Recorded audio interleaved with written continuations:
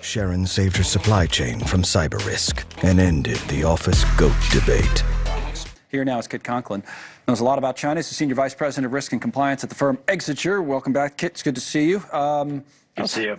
Not a great day. So the thing now is everyone's talking about is what is Trump, do you think, from what you've seen, what you've heard, reading between the lines, trying to accomplish at this point?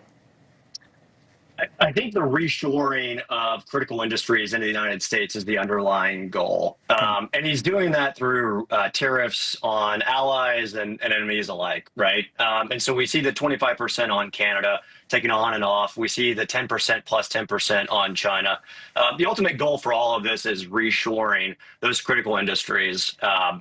And how it's going down is a little shakier than some expected, but that's the underlying goal. Yeah, and obviously he expects some shakiness himself from his comments. You could tell that in the interview. In the last couple of interviews, really, he said that. He's been warning people for a little while about it. So, the long-term question will be, is it worth it? The White House statement that came out, when they were asked to put out a statement about the market today was to kind of not so much say, it's one thing what the stock market is doing, but what they focused on was business leaders and what they're doing. Since the president was elected, industry leaders have responded to his America First agenda, economic agenda of tariffs, deregulation, and the unleashing of American energy with trillions in investment commitments that will create thousands of new jobs. So it's this long-term gain argument. A lot of that probably is true on the business side. We saw the crypto crowd in on Friday. They love deregulation. I'm sure many of the tech CEOs do as well. It's a matter of whether the tariffs are something that they can put up with.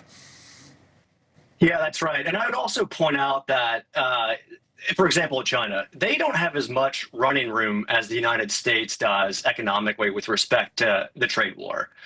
Their economy is under a great deal of pressure internally right now because of conflicting policies that the party has enacted over the last several years.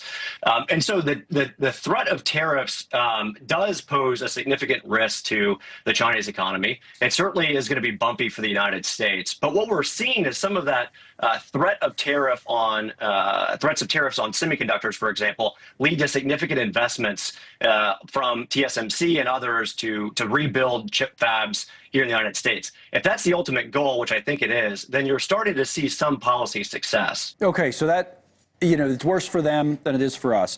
For American consumers, though, you might have to put up with some pain. And the question, I think this is a political question, whether people will put up with it. I guess we'll see. We'll see how people react, see how the economy reacts, how much of a downfall there is. But what's the geopolitical impact that you're hinting at there? And does any of it have to do with Taiwan? I was talking to Ambassador Bolton a little bit about that earlier. What do you think? Spot on. I mean, ultimately, if you have a conversation about geopolitical trade, economics moving from now into 2050, it's where the next chip fab is going to be built and where those chip fabs are built, whether they will be protected from warfare and other economic contingency options, right? So Taiwan is front and center. And so that's why we're starting to see a shift of resources to the Indo-Pacific as well on the hard power front. Bolton, by the way, for people who weren't watching at the time, said he wasn't sure whether Trump would protect Taiwan if China were to go in, hypothetically. That's part of what we talked about. So there's a lot of uncertainty out there. Thank you, Kit. It's good to have you on again. Kit Conklin with us. Quick break.